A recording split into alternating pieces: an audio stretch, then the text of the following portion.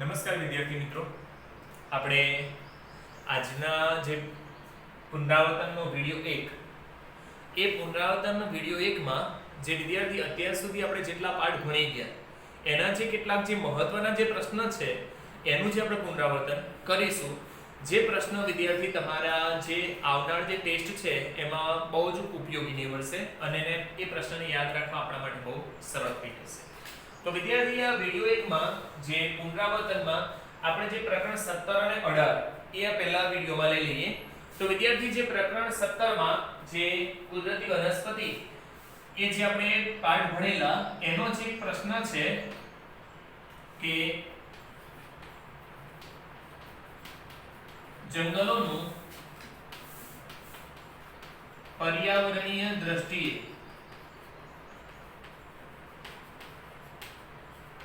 મહત્વ જણાવો. પ્રકરણ 17 માંથી વિદ્યાર્થી કુદરતી વનસ્પતિ કે જંગલોનું પર્યાવરણ દ્રષ્ટિએ મહત્વ જણાવો. આમ તો વિદ્યાર્થી જંગલોનું બે દ્રષ્ટિએ સૌથી મહત્વનું છે, આર્થિક દ્રષ્ટિએ અને બીજું છે પર્યાવરણ દ્રષ્ટિએ. તો વિદ્યાર્થી પહેલું આપણે જોઈએ પર્યાવરણ દ્રષ્ટિએ જંગલોનું મહત્વ. તો પર્યાવરણ દ્રષ્ટિએ પર્યાવરણીય દ્રષ્ટિએ જે જંગલો છે, જંગલો માનવી માટે અનેક રીતે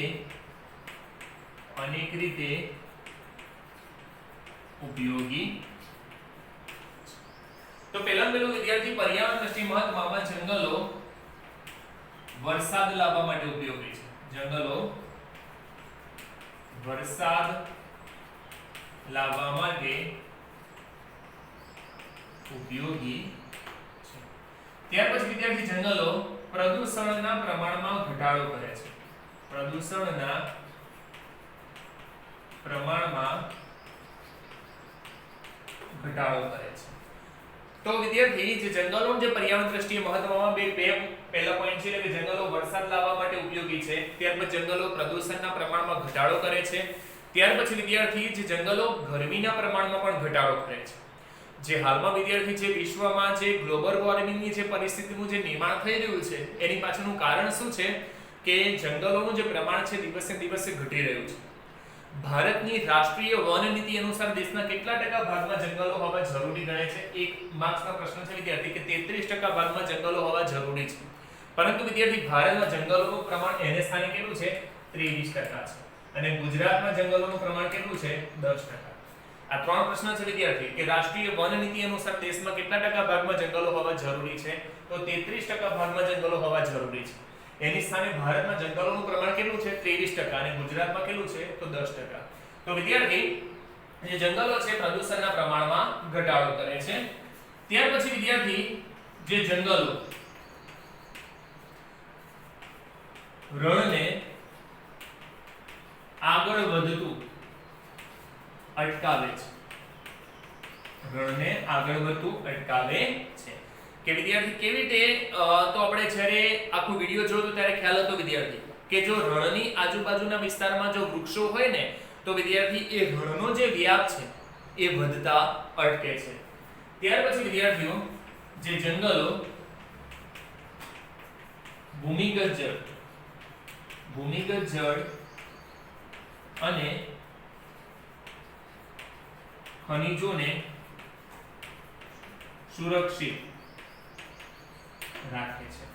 કેવી રીતે વિદ્યાર્થી જે ભૂમિગત જળ કોને કહેવાય કે પૃથ્વી સપાટી પરથી શોષાઈને પૃથ્વીના પેટાળમાં જમા થતા જળને ભૂમિગત જળ કહેવામાં આવે છે. અને ખનિજો વિદ્યાર્થી જે જંગલો હોય છે ને ત્યાં આપણે આવી જે પ્રવૃત્તિઓ કરતા નથી, પાણીને નથી બહાર કાઢતા કે નથી ખનિજોને બહાર કાઢવાનું કાર્ય કરતા. જે જંગલોનો વિસ્તાર હોય ત્યાં એને કારણે વિદ્યાર્થીઓ ત્યાં ભૂમિગત જળ અને ખનિજો એ સુરક્ષિત રહેતા હોય છે. તો વિદ્યાર્થી આ જે સૌથી મહત્વનો પ્રશ્ન છે કે પર્યાવરણ દ્રષ્ટિએ જંગલોનું મહત્વ જણાવો. તો પહેલું જે જંગલો વરસાદ લાવવા માટે ઉપયોગી છે. ત્યાર પછી વિદ્યાર્થી જંગલો પ્રદૂષણના પ્રમાણમાં ઘટાડો કરે છે. તે ઉપરાંત વિદ્યાર્થી જે જંગલો છે આપણને પ્રાણદાયી વાયુ ઓક્સિજન પૂરો પાડે છે. એટલા માટે તો વિદ્યાર્થી જંગલોને કુદરતના ફેફસા તરીકે ઓળખવામાં આવે છે. પ્રાણદાયી વાયુ ઓક્સિજન પૂરો પાડે છે અને વાતાવરણમાં રહેલા જે હાનિકારક જે વાયુઓ છે કાર્બન ડાયોક્સાઇડ છે એવા જે હાનિકારક જે વાયુઓ છે વિદ્યાર્થીઓ એના પ્રમાણમાં ઘટાડો કરે છે.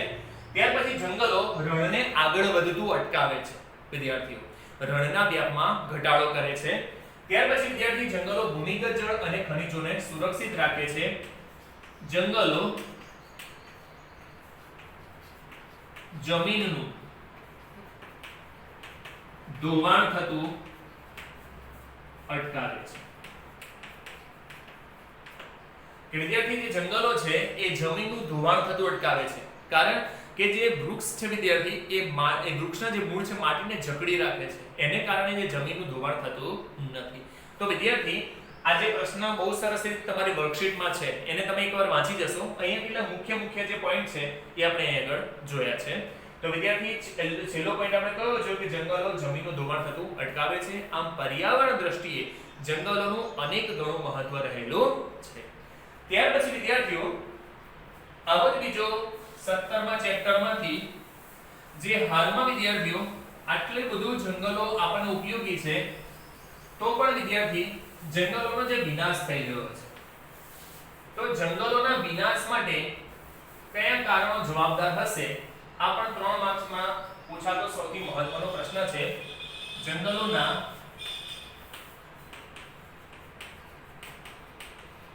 વિનાશ માટેના કારણો જણાવો. તો વિદ્યાર્થી જંગલોના વિનાશ માટે કયા કયા કારણો હોઈ શકે? તો પહેલું કારણ છે કે જંગલોમાં વૃક્ષોની વધુ પડતી ગેરકાયદેસર કાપણીને કારણે કે હાલમાં વિદ્યાર્થી જે દેશની રાષ્ટ્રીય વન નીતિ અનુસાર દેશમાં 33% ભાગમાં જંગલો હોવા જરૂરી ગણાય છે, પરંતુ એની સામે ભારતમાં જંગલોનું પ્રમાણ કેટલું છે? 23%, અને એમાં ગુજરાતમાં કેટલું છે? માત્ર 10%. તો વિદ્યાર્થી જંગલોનો જે વિનાશ થઈ રહ્યો છે એના માટેનું સૌથી જવાબદાર કારણ કયું છે? કે જે જંગલોમાં વિદ્યાર્થીઓ જે વૃક્ષોની જે વધુ પડતી જે ગેરકાયદેસર કાપણી થઈ રહી છે અને એને કારણે આ જંગલોનો વિનાશ થઈ રહ્યો છે. તે ઉપરાંત વિદ્યાર્થીઓ જંગલોમાં થતી વધુ પડતી માનવીય પ્રવૃત્તિઓને કારણે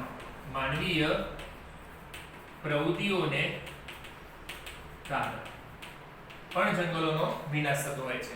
કે જંગલોમાં વિદ્યાર્થી વધુ પડતી માનવીય પ્રવૃત્તિઓ, એમાં પ્રવાસ પર્યટન આવી જાય, કોઈ મેળાઓ આવા જે જંગલોમાં થતા હોય છે અને એને કારણે વિદ્યાર્થી આવી જે વધુ પડતી માનવીય પ્રવૃત્તિઓ થતી હોવાને કારણે પણ જે જંગલોનો વિનાશ થતો હોય છે. તે ઉપરાંત વિદ્યાર્થીઓ જંગલોના વિનાશ માટે બીજું કારણ કયું જવાબદાર છે? જંગલોમાં લાગતી આગને કારણે. જંગલોમાં લાગતી આગને કારણે.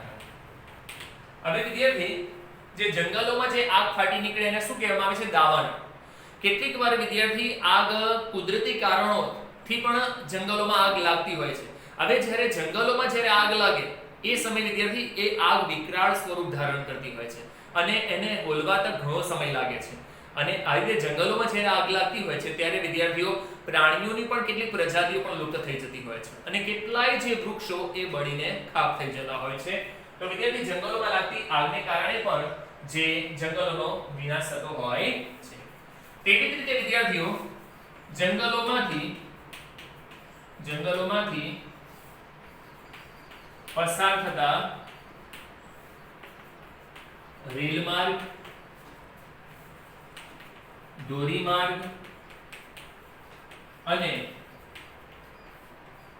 બહુહેતુ યોજનાઓને કારણે પણ જંગલોનો વિનાશ થતો હોય છે. કે જંગલોમાંથી પસાર થતા વિદ્યાર્થી રેલમાર્ગ, હવે રેલમાર્ગનું નિર્માણ કરવું હોય તો કેટલાય વૃક્ષોની કાપણી કરવી પડે. ત્યાર પછી વિદ્યાર્થી જંગલોમાંથી પસાર થતા ધોરીમાર્ગ. હવે વિદ્યાર્થી આવા જે રાષ્ટ્રીય ધોરીમાર્ગો જ્યારે જંગલોમાંથી પસાર થતા હોય હવે સૌથી પહેલા તો કેટલાય વૃક્ષોની કાપણી કરવી પડે અને ત્યારબાદ વિદ્યાર્થી એ આ જે રેલમાર્ગ ધોરીમાર્ગનું નિર્માણ થતું હોય છે. તો જંગલમાંથી પસાર રેલમાર્ગ, ધોરીમાર્ગ અને બહુવિધ યોજનાઓને કારણે પણ જંગલોનો વિનાશ થતો હોય છે. તો અને તે ઉપરાંત વિદ્યાર્થીઓ અનિયમિત વરસાદ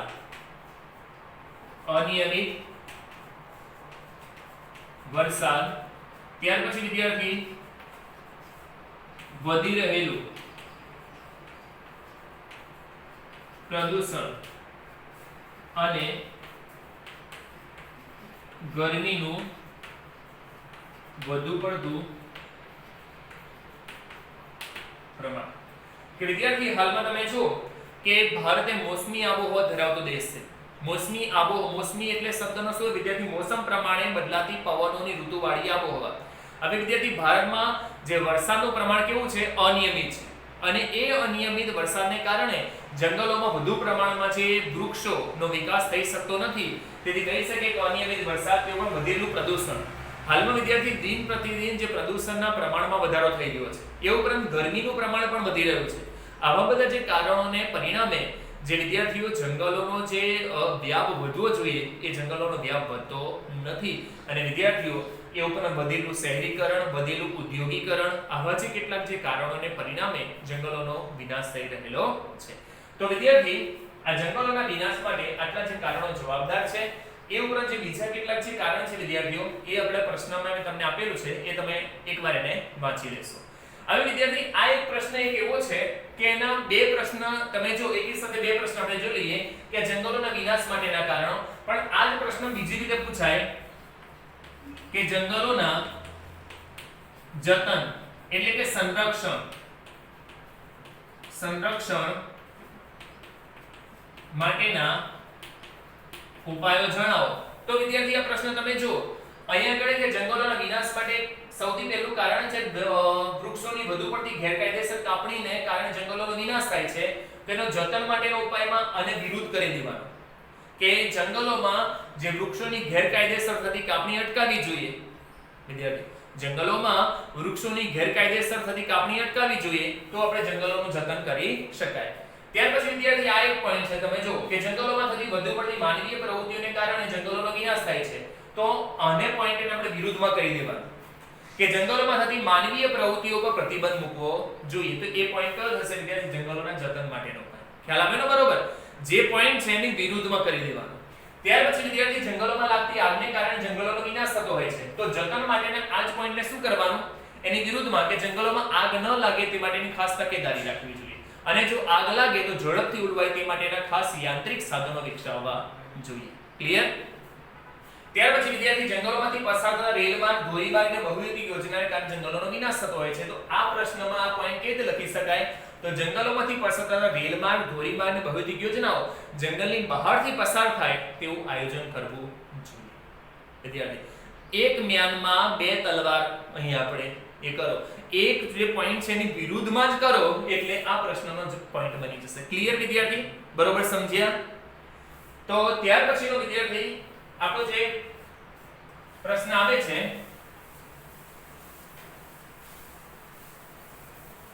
જંગલ વિનાશની અસર. જંગલ વિનાશની અસર.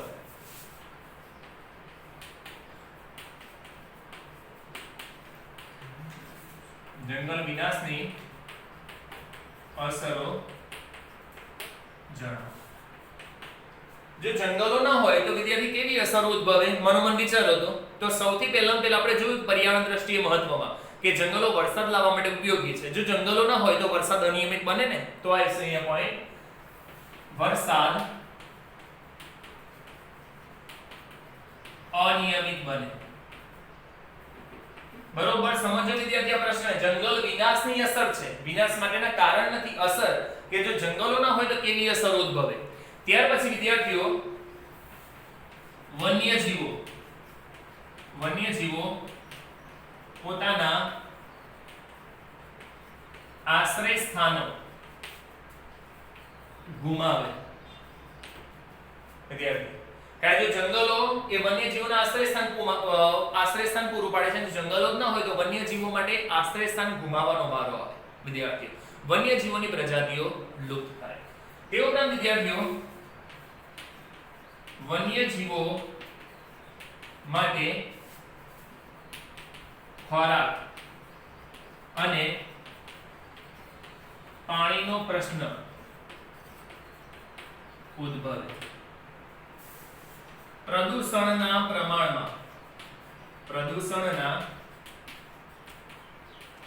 પ્રમાણમાં વધારો થાય, ગરમીના પ્રમાણમાં વધારો થાય, એ ઉપરાંત વિદ્યાર્થી રણના વ્યાપમાં વધારો થાય.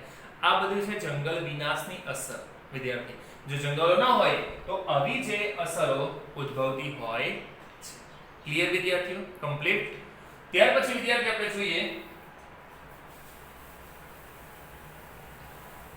કે જંગલોમાંથી મળતી પેદાશ. જંગલોમાંથી આ પણ વિદ્યાર્થી 3 માર્ક્સનો પ્રશ્ન છે. જંગલોમાંથી મળતી પેદાશો વિશે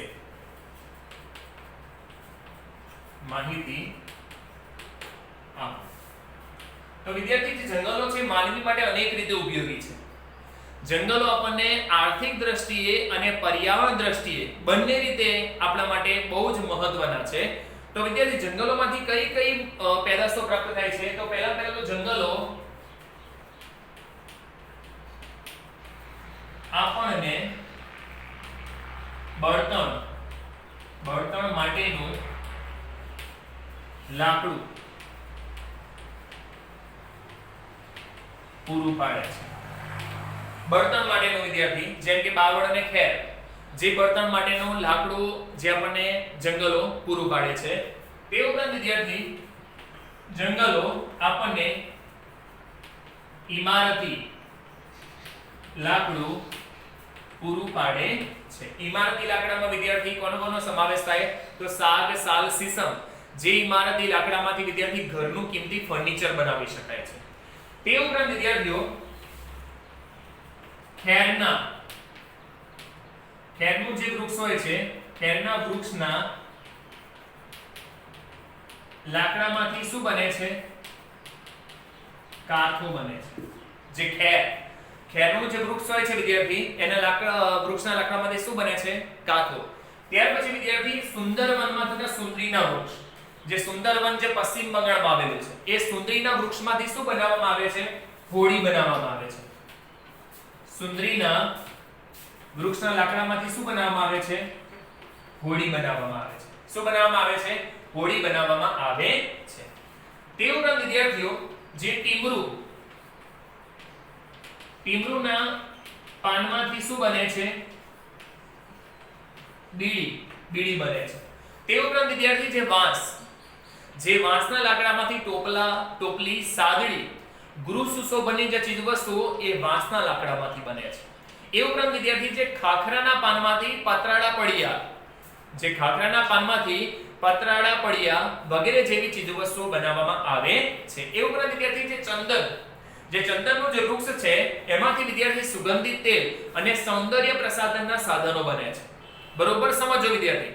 ખેરના લાકડામાંથી કાથો બને છે, સુંદરીના વૃક્ષના લાકડામાંથી હોડી બને છે અને ચંદનના લાકડામાંથી સુગંધિત તેલ અને જે સૌંદર્ય પ્રસાધનના જે સાધનો બનતા હોય છે.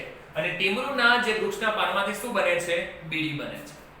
તે ઉપરાંત વિદ્યાર્થી જંગલોમાંથી કેટલીક વિવિધ પ્રકારની ઔષધિઓ પ્રાપ્ત થાય છે. એમાં કઈ કઈ ઔષધિઓ આવી જાય? તો વિદ્યાર્થી તુલસી છે, બેરડા છે, આમળા છે, શંખાવલી છે, અરડુસી છે, સર્પગંધા અને અશ્વગંધા. આ જે બંને ઔષધિઓ વિદ્યાર્થી ભારતના જંગલોમાંથી દુર્લભ ઔષધિ કહી શકાય. વિદ્યાર્થી આવી જે કેટલીક ઔષધિઓ પણ જંગલોમાંથી પ્રાપ્ત થતી હોય છે. તે ઉપરાંત વિદ્યાર્થી જંગલોમાંથી કેટલીક મહત્વની જે વન્ય પેદાશો જેમ કે મધ, લાખ, રાળ, રબર, ગુંદર જેવી વન્ય પેદાશો પણ જે જંગલોમાંથી પ્રાપ્ત થતી હોય છે. આ વિદ્યાર્થી જંગલો એ માનવી માટે અનેક રીતે ઉપયોગી છે અને એટલા માટે વિદ્યાર્થી આ જંગલોને ખરેખર આપણા માનવ જીવન માટે એક મહત્વનું અંગ પણ કહી શકાય. એના વિના વિદ્યાર્થી માનવ જીવનની કલ્પના પણ કરી શકાય નહીં. વિદ્યાર્થી આ જે પ્રકરણ 17 છે એના કેટલાક જે મહત્વના પ્રશ્ન છે જે વર્કશીટમાં તમને આપેલા છે એ તમે ઘરે બેસીને બહુ સરસ રીતે એને એકવાર વાંચન કરી જશો, જે તમને તરત જ તૈયાર થઈ જશે. એની વિગતે આ બધા જ પ્રશ્ન તમને આપેલા છે અને હેતુલક્ષી પ્રશ્ન પણ વિદ્યાર્થી તમને વર્કશીટમાં આપેલા છે, તમે લખેલા છે. એ પણ પ્રશ્ન તમે બહુ સારી રીતે તૈયાર કરશો. અસ્તુ. જય હિન્દ, જય ભારત.